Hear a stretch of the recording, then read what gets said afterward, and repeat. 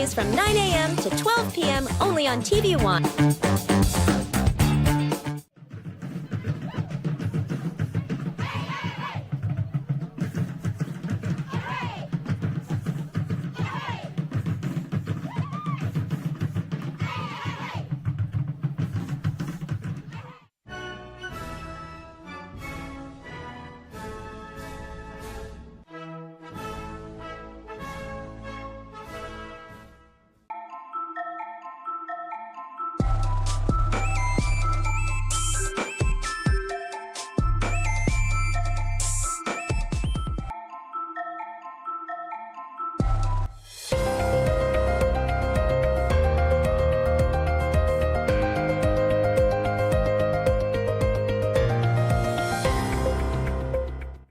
Hello and welcome. I'm Tracy Pa with the Midday News. The Wamayan community of Yanguru Sausia District received 200 tough thanks provided through the office of the MP Richard Maru. The provision of thanks comes under the Water, Sanitation and Hygiene project aimed at improving access to clean water, sanitation facilities and promoting hygiene practices. Following the launch of the Water, Sanitation and Hygiene project in Wamayang Village, Yanguru Sausia District, 200 tougher tanks were donated to the community as part of the implementation phase of this project. Yanguru Sausia MP Richard Maru presented the tanks to the community. The 37 tanks were delivered first, followed by another 80. The remaining 83 be delivered soon. The tanks cost at least 1.2 million kina in total. Launch blowas project blay milo wamayan. May bla by honorim commitment blay yupla la put him 10% equity blay yupla na may bla by deliver him 200 tanks to the Wamayan families. Wamayang's representative for women, Wilma Wama, said the tanks will help relieve locals from walking long distances to collect water, a daily practice for Wamayang's women folk.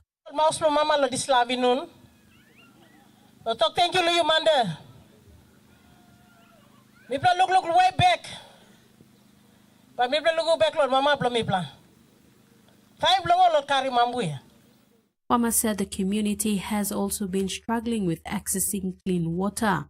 The tanks will address this issue and establish effective hygiene practices in the community. Maru added that other plans are in place to establish a market facility and a police post for the community. Welcome. Wamayan ba yubla kama wambla asset blo district blo mibla yubla ba running market police service ba yubla running blo here. The implementation of tanks paves way for these developments.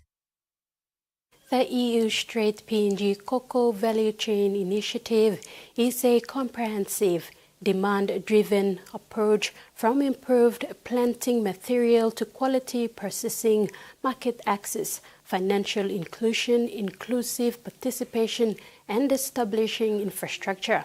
By targeting each link of the chain, it enhances productivity, evaluates bean quality, unlocks international market opportunities, and increases incomes, while emphasizing gender equality and youth engagement for sustainable impact. EU Straight PNG Program Coordinator emphasized by design the most significant part of the program is cocoa. Design, the most significant part of the EU Straight PNG program is the cocoa.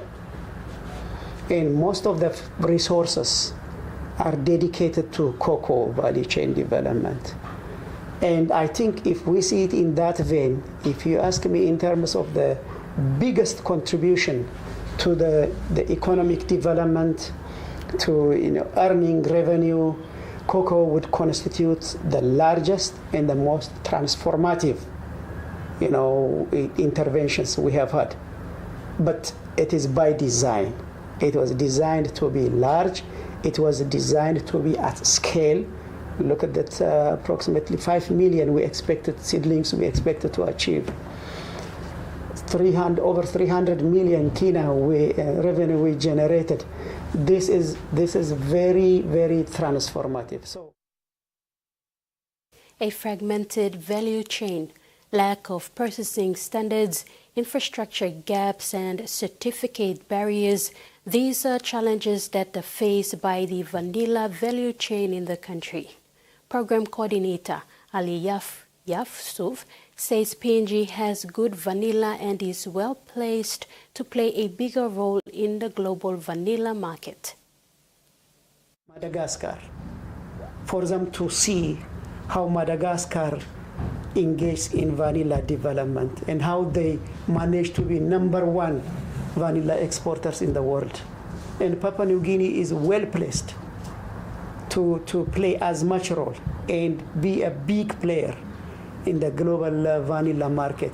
So our work in the CEPEX, I think it is, if it is strengthened, if it is sustained over a longer period of time, I think Papua New Guinea can find itself being a key player in the vanilla, export market. And this is a high value commodity. It's not bulk. And with some investments, a good result can be achieved. In our statistics, the evidence that we gathered where 33 million additional revenue has been achieved by 2024 is an indication of the prospects of Papua New Guinea. Rally for the Usino Bundi by-elections was organized on Friday at the Ramu Sugar Valley Field in Madang. People turned up in numbers to listen to 27 candidates, including rally host and candidate Peter Yama, speak on policies in their race for the MP seat. Yama is contesting a seat he once held. While doing this, he is also pursuing an election petition challenging the results of the 2022 Madang provincial seat, which he lost to Ramsey Parwa. Unfortunately, candidate Nick Kamuti was the only other candidate who turned up besides the host. He urges people to be smart about the type of leadership they want and one that will deliver for them.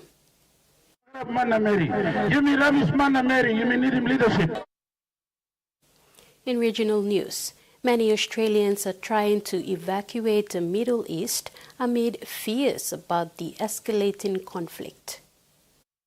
Well, even though these Iranian missile barrages continue to send millions scrambling for shelters at all times of the day and night, the phrase that is repeatedly uttered to us is that Iran poses an existential threat to the state and to the people of Israel. And therefore, this action by the Israeli military, which has now been joined in a currently limited capacity by the United States, is a good thing. It is taking out a threat to these people. Regardless of that, of course, this has been a dramatic escalation in the tensions here in the Middle East, and Israel is showing very little sign of pulling back from some of its military campaign, its military offensive in Iran. In the last couple of hours, we have heard that 6 airports across the country have been targeted by the Israeli Air Force. There is no word at this stage as to what casualties there have been inside Iran. That information very hard to come by, but it is something that many will be watching very, very closely as this situation potentially deteriorates even further. Meat grown in a lab may once have seemed like something out of a science fiction, but it could be on Australian menus within months. The food regulator has just approved cell-cultured meat for sale, declaring it safe to eat. This might look like a high-end restaurant dish, but its origins are surprising. Thank you. The meat didn't come from an animal, it was grown in a factory. We can grow meat from any animal. First, cells from the animal are put in a giant tank like this and then multiplied to form a paste, which is then turned into a mince or pate. What we do is we put the cells in a nutrient broth. So there's amino acids, sugars, and that is what is actually allowing the cells to grow in a way that's very similar to what you'd see in a brewery. Professor Dora Marinova from Curtin University says consumers will want to know what the health and environmental impacts of lab-grown meat are. We know that it requires much less land, but there are some questions asked around the use of energy because it's quite an energy-intensive process. Another question is the viability of the business model, according to Professor Paul Wood. I think the biggest issue is cost and scale. This is an expensive product to make. You need special equipment, you need expensive media. The food safety approval might seem like the biggest hurdle for the product in Australia, but the bigger question is, will consumers want to buy it? Would you try lab-grown meat? Yes, I would. As long as there's controls in place to make sure that the lab-grown meat's safe, why not? Yeah, it's a bit weird. Like, meat's meat, why is it grown in a lab? Yeah, I think I'd want to know more before I attempt it. Lab to plate could be on the menu within months. A look at sports now, and in a significant turn of events for Team PNG, all outstanding athletes' levy fees have now been settled, ensuring their participation in the upcoming Pacific Mini Games in Palau. The PNG Olympic Committee was previously facing the potential exclusion of certain sporting codes due to funding shortfalls and insufficient government support.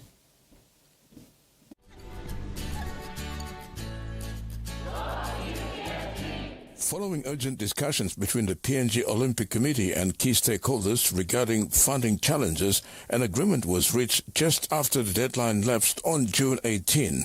This resolution means that the team can now travel to Palau without any further financial hindrance.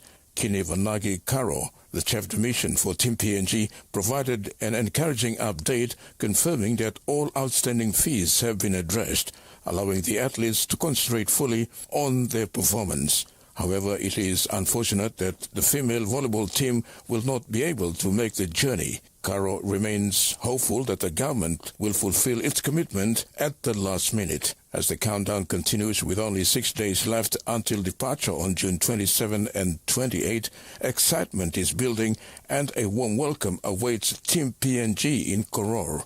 Caro also assured that all accommodations and logistics for the team have been finalized ahead of their arrival. Additionally, a farewell event for Team PNG is scheduled for Wednesday, June 25 from 4 p.m. to 6 p.m. at the Tarama Aquatic Center, providing an opportunity for supporters to bid good luck to the athletes before they head off to represent PNG on the international stage. The Pacific Mini Games 2025 is scheduled from June 29 to July 9, 2025 in Koror and will feature athletes from 23 Pacific nations competing across 12 sports. PNG will compete in 9 sports. Terry Longwood, TV1 Sports. Coca-Cola Euro-Pacific Partners has supported Lay's biggest family event, the Rosso Mountain Bike Race, with 25,000 kina. The event, to be hosted at the Lay Showgrounds, is scheduled for this weekend from June 27th to 29th. Coca-Cola Euro-Pacific Partners has come on board as the gold sponsor of the Rosso Mountain Bike Race in Lay, Morobe Province with 25,000 kina. Lay City's biggest family event will be hosted at the Lay Showgrounds from Friday, June 27 to Sunday, June 29th. Commercial Director of CCEP PNG, Tim Solly, presented a dummy check of 25,000 kina to event organizer Mine Winnie. We're very excited by this, and we're leading with our Boo brand, which is all about energy. And obviously, the Rosso Cup being all about riders expelling lots of energy and needing energy, we thought no better brand than to associate it with Boo, which is our energy brand. So we actually take our role in the societies that we operate to be really serious, and that's the reason we sponsor a lot of these events, including cultural events as well. And this year we're going to be sponsoring probably the largest number of different initiatives and activities as well as cultural events, obviously in recognition of the 50th year of independence. Winnie outlined that over 800 riders have registered for this weekend's bike race, with most of them being from bike clubs in Lay. We have riders from the Huon district, from Munum we have a club there, and we also have bikers from coming from the Lolo side, and a few from around the districts. But most of the riders are from the Lay area. Rex Litter, TV1 Sports. The Papua New Guinea Laos have finally lifted the trophy as champions of the Pacific Hotspots Cricket Invitational with PNG, finishing top of the ladder after an emphatic 94-run victory over Samoan women in the final round of the tournament, held Saturday 21st June at a mini park. After 6 days of competitive cricket, the PNG Levers delivered a high-performance Round 2 Match 12 to seal the title with a run rate of 1.6461 and 10 points, narrowly edging out Australia Indigenous women 1.4221, who also finished on 10 points. In the final clash between PNG Levers and Samoa women, the Levers displayed an all-round dominant performance, starting with winning the toss and electing to bat first. The PNG Levers posted a strong total of 138 for 6 in their allotted 20 overs.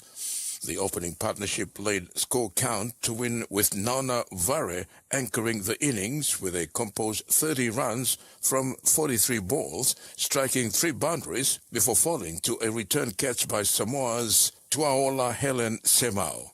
Partnering her earlier on was Melanie Ani, who contributed a steady 19 of 20 deliveries, keeping the scoreboard ticking. Momentum picked up in the middle overs with Henao Jane Thomas providing a quick-fire 20 of 17 balls, including 2 boundaries. She was supported by Pauke Siaka, who made a brisk 9 of just 6 balls, and Holland Doriga, whose aggressive knock of 18 of 10 deliveries propelled the Levers past the 120-run mark late in the innings. The winning touches were expertly delivered by PNG Levers' young talent, Lashmi Raja Durai and Isabel Toa, both remaining unbeaten.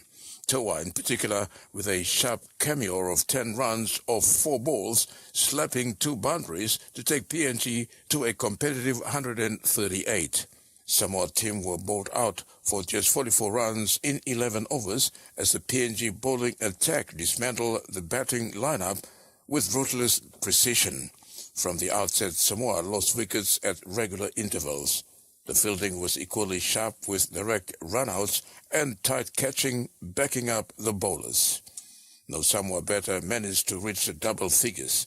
PNG Levers' Henao Yen Thomas was named player of the 6-day cricket action. Terry Longwood, TV1 Sports. That's been today's news update. Join us at 6 tonight for our main bulletin. Bye now.